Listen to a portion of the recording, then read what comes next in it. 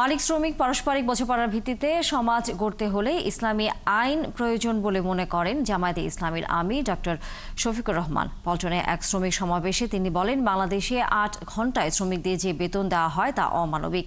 জামায়াত রাষ্ট্র ক্ষমতায় গেলে নারীরাও তাদের পছন্দ অনুযায়ী কর্মক্ষেত্রে যেতে পারবেন বলে জানান তিনি। আরও জানাচ্ছেন শহীদুজ্জামান সাকিব।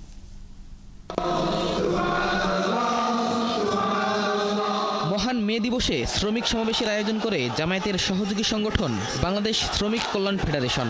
এ সময় শ্রমিকদের দাবি দেওয়া সংবলিত বিভিন্ন ব্যানার ফেস্টুন নিয়ে সমাবেশে অংশ নেয় জামায়াতের বিভিন্ন অঙ্গ সংগঠনের নেতাকর্মীরা। সমাবেশে জামায়াতের কেন্দ্রীয় নেতারা বলেন, শ্রমিকদের ন্যায্য অধিকার ফিরে পেতে ও মালিক শ্রমিক সম্পর্ক ঠিক রাখতে ইসলামী শ্রমনীতির বিকল্প নেই।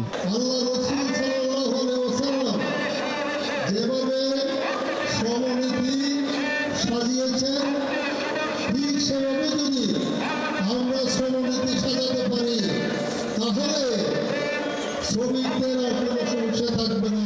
ইসলামী শ্রম আইন যতদিন বাংলাদেশে চালু না হবে, শ্রমিকের সম্মান প্রতিষ্ঠা হবে না, শ্রমিকের মর্যাদা প্রতিষ্ঠা হবে না।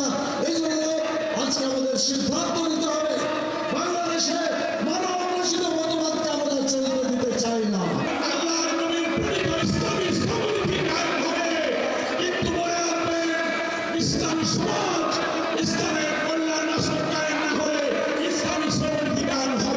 প্রধান অতিথির বক্তব্যে জামায়াতের আমির বলেন, শ্রমিক মালিক পারস্পরিক বোঝাপড়ার ভিত্তিতে টেকসই সমাজ গড়তে আল্লাহর আইন বাস্তবায়ন করতে হবে। কর্মঘণ্টা বিবেচনায় বাংলাদেশে শ্রমিকদের যে বেতন দেওয়া হয় তা অমানবিক বলেও মন্তব্য করেন তিনি। পারস্পরিক বোঝাপড়া, সম্মান এবং ভালোবাসার ভিত্তিতে আমরা একটা টেকসই সমাজ গড়ব।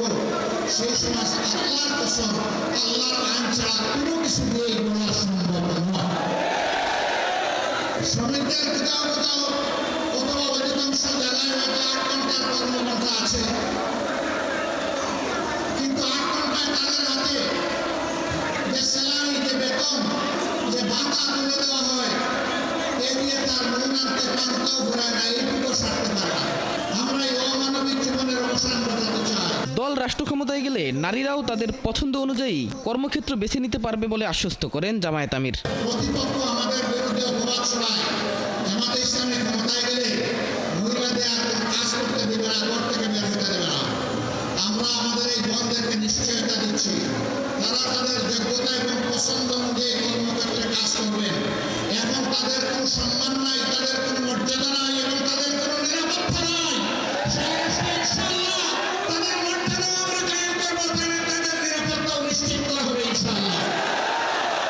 এ সময় শিল্প কারখানাগুলোতে পুরুষদের পাশাপাশি নারীদেরও নামাজের ব্যবস্থা করার দাবি জানান তিনি। শ্রমজীবী মানুষের অধিকার প্রতিষ্ঠায় ইসলামী দৃষ্টিভঙ্গিকে সামনে রেখে বাংলাদেশ জামায়াতে ইসলামীর আজকের এই সমাবেশ একদিকে যেমন শ্রমিকদের মনে আশা জুগিয়েছে, অন্যদিকে আগামী জাতীয় নির্বাচনকে সামনে রেখে দলটির রাজনৈতিক সক্রিয়তারও বার্তা দিয়েছে, এমনটি মনে করছেন সমাবেশে আসা নেতাকর্মীরা। শহীদুজ্জামান সাকিব, ৭১, ঢাকা।